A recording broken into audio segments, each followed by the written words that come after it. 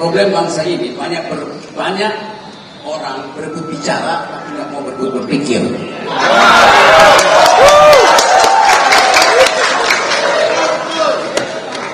Ya dengerin gue ya. Saya mau serius bicara. Untuk sesuatu yang jadi akan pertaruhan sejak besok pagi. Kalau kita gagal mengucapkan dalil hari ini, nggak ada lagi pertemuan berikut para aktivis. Ini ukuran terakhir kita. Karena itu produksi pikiran, tunda kemarahan. Judulnya memperingati reformasi 1998. Salah saya aktivis. Judulnya udah salah. Yang kita perlukan adalah mengulangi reformasi, bukan memperingati.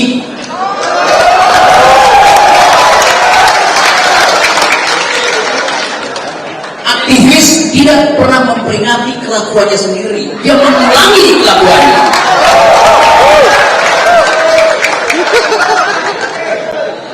Apa kelakuan kita di 98? Pengembangan rejim. Turun Soeharto. Kita ulangi kelakuan itu hari ini.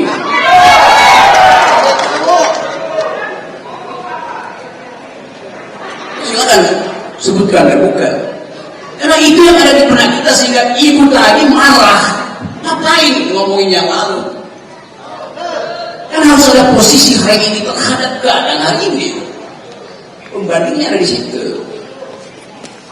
Kalau kita dengar uraian tadi dan kita akan dengar uraian panjang lagi, Daeng, Melki segala macam itu, ada semacam kepastian bahwa presiden sedang bergerak ke arah paradigma baru ekonomi. Bergerak ke arah. Pertanyaannya dia mau nggak meninggalkan yang lama? Apa?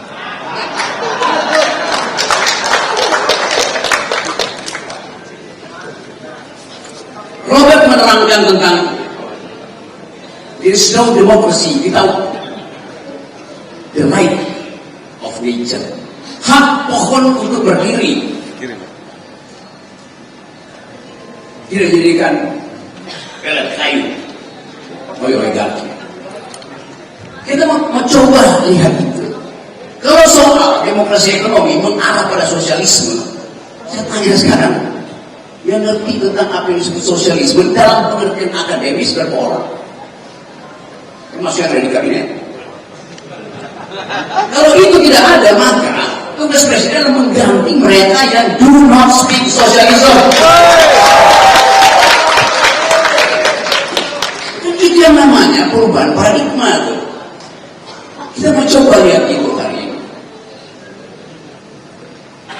Coba kita bayangkan, kita bicara reformasi, tapi sebetulnya kata itu kata yang paling lemah yang pernah kita buat dalam sejarah politik Indonesia. Di awal 97, 98, kata yang muncul di kalangan gerakan mahasiswa dari LBH, ITB, UI, UKI, tempatnya Eli, ISN, walaupun dia bukan belajar sosiologi, tapi kata yang muncul adalah revolusi, bukan reformasi.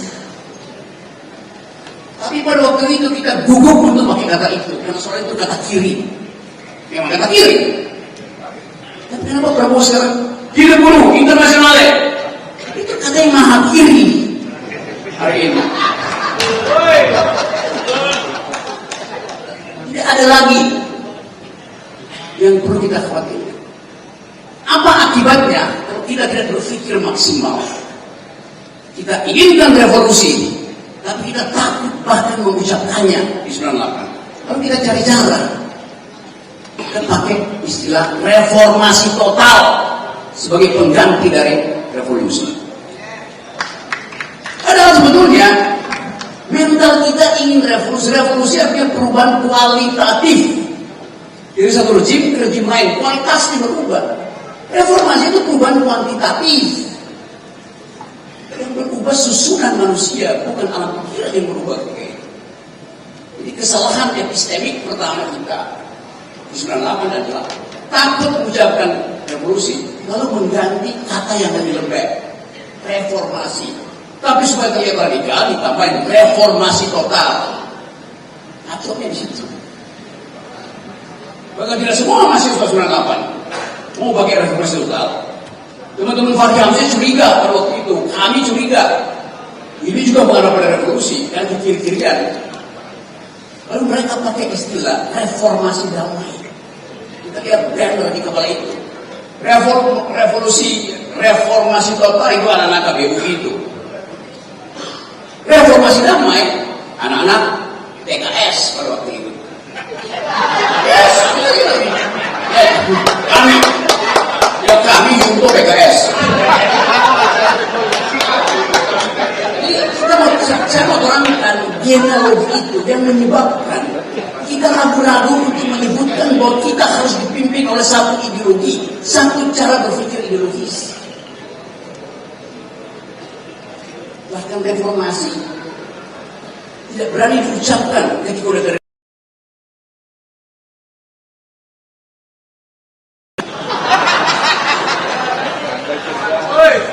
yang dicap doang. Itu mesti ambil risiko itu. Jadi kita tidak pernah berpindah dari rejim ke rejim berikutnya. Kemudian tentang transformasi demokrasi. Transformasi itu adalah gerak keluar dari otoriter masuk ke demokrasi. Ini melangkah gerak keluar dari baru gerak masuk ke transformasi. Yang kita lakukan sekarang kita baru keluar dari takut masuk ke. Itu mesti ada koalisi yang isinya itu bertambah. Yang sebetulnya tidak diperlukan lagi ketika presiden terpilih. Dia bilang saya dipilih oleh rakyat, koalisi itu cuma tiket saya mau ganti ideologi kabinet. Kalau ditanya Golkar sosialis apa tidak? PKS sosialis apa tidak? PAN sosialis apa tidak? Jadi kalau Prabowo menginginkan satu jenis transformasi baru, dia harus melengkapi infrastruktur politiknya dengan ideologi itu. Biasanya kan bilang cocok yang berat. Walaupun kalau saya tanya, apakah SBY menginginkan sosialisme? Betul. Tapi pasti dia ingin yang diucapkan Pak Robert tadi, ada demokrasi baru yang menghargai lingkungan. Dan sekarang kita bicara soal itu. Kita nggak bicara lagi do you speak Dutch, do you speak English, do you speak French, do you speak environmental ethics, do you speak feminism. Kan itu yang kita perlukan hari ini.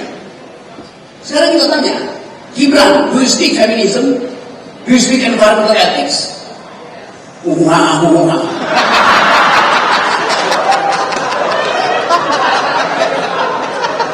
Jadi sebelum moral kita dibuat kropos oleh keraguan-keraguan kita pastikan dulu bahwa ada hal yang harus difinalkan.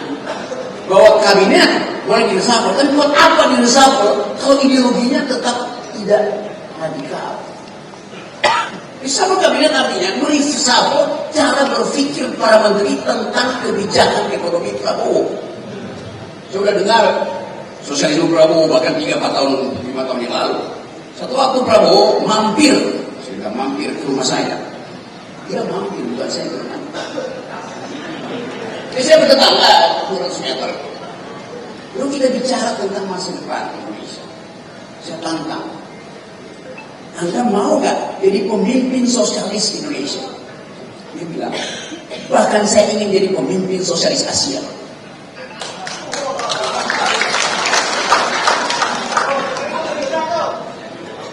Kalau pohon-pohon pinus saya bisa merekam, tanya pada si pinus. Prabowo ucapkan itu, dan saya dukung. Karena memang kita memerlukan jenis ekonomi baru. Yang baru 2 tahun lalu, mau kita praktekkan karena ada krisis global. Jadi kita bisa katakan, dia Prabowo visioner, dia mampu mendeteksi bahwa satu waktu akan terjadi perubahan cara berpikir. Yang disebutkan dengan bagus tadi, orang degrowth. Dan itu yang intikan keadaan ekonomi dunia. Pendiri Davos, itu markas kapitalisme dunia, yang setiap tahun berunding tentang bagaimana kapitalisme dipertahankan melalui World Economic Forum itu, akhirnya sadar bahwa kalau terus ada growth, maka bumi ini rusak. Kalau kira dari 2 tahun lalu, dia bicara begitu. Siapa pendirinya itu? Klaus Schwab. Dia bicara begitu. Tokoh yang paling bertanggung jawab dan menginginkan dunia diatur oleh para kapitalis, akhirnya paham bahwa tidak mungkin pertumbuhan itu dimaksimalkan lagi. Daya dukung bumi selesai. Jadi soal semacam ini mestinya dibicarakan di sidang kabinet. Apakah Sri Mulyani paham sosialisme? Pasti tidak. Saya berteman dengan Sri Mulyani. Tapi dari segi cara berpikirnya pasti tidak.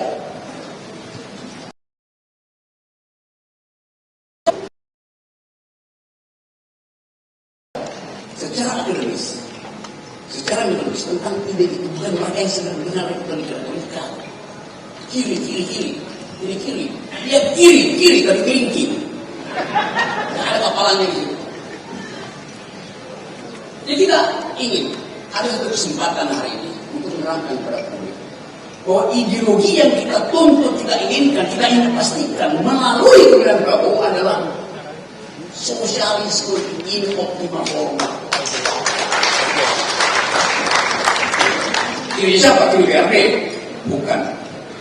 Kiri BRD berakibat komisaris.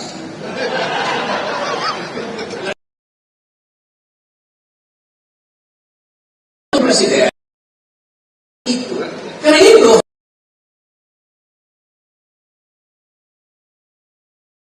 lumpuh kabinet isi dengan energi baru. Jadi itu dasarnya. Menteri-menteri ini untuk bunuh diri, meninggalkan kabinet, kepentingan modalnya sudah dia pastikan harus diambil walaupun APBN makin kecil. Karena banyak menteri yang kecewa pada Prabowo kan, karena nggak bisa merampok APBN lagi, diefisiensikan. Jadi ini momentum pada presiden untuk memulai era baru. Ada Pak Dr. Hariman. Di dalam ilmu kedokteran, kalau satu sel rusak, maka sel itu oleh kekuatan naturalnya dia, atau kalau kita percaya Tuhan, oleh perintah Tuhan, dia akan bunuh diri sel itu supaya nggak rusak selnya. Namanya apa Pak Hariman? Apoptosi, benar nggak? Benar. Kalau sel gagal apoptosi, gagal bunuh diri, dia akan metastasi, merusak sel yang lain. Jadi mesti diamputasi supaya dia tidak metastasi. 3-4 menteri yang kawan kita gagal bunuh diri dan gak mau bunuh diri, kendati dipanggil kejaksaan. Itu dorong dia ke apoptosi. Kan itu melakukan gerakan reformasi. Mereka yang dari awal ingin menuntut reformasi dengan masuk ke dalam kabinet, akhirnya menjadi calon di situ. Itu serius ya, makanya. Jadi sekali lagi ada kesempatan bagi kita untuk mengulangi energi reformasi. Kita ini bukan mengulangi reformasi, mengulangi reformasi. Kelakuan kita mesti tiba di situ. Jadi sekali lagi kesempatan ini kita pakai justru untuk menghukum diri kita sendiri yang gagal apoptosi. Sedihnya adalah jumlah energi yang kita kumpulkan di ruangan ini tidak ada gunanya kalau tidak dituntun dengan energi ideologis. Jadi saya walaupun ya kita mau lihat impact dari sarasian ini 2 minggu ke depan. Kalau sarasian ini hari semua tidak berani bicara dengan presiden bahwa hasil sarasian adalah minta reshuffle dan isi tapi ini dengan kaum sosialis. Jadi sebelum beban ini tiba pada hari semua kita selesaikan simpul. Ada kesepakatan untuk menghukum mereka yang tak mampu berpikir sesuai dengan kapasitas berpikir presiden. Saya ucapkan itu dari sini.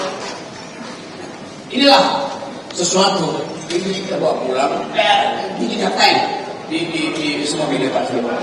Hanya dengan mengubah cara berpikir kabinet dimungkinkan kita menemukan kembali Indonesia sosialistis. Terima kasih. Terima kasih. Download Tribun X sekarang, menghadirkan lokal menjadi Indonesia.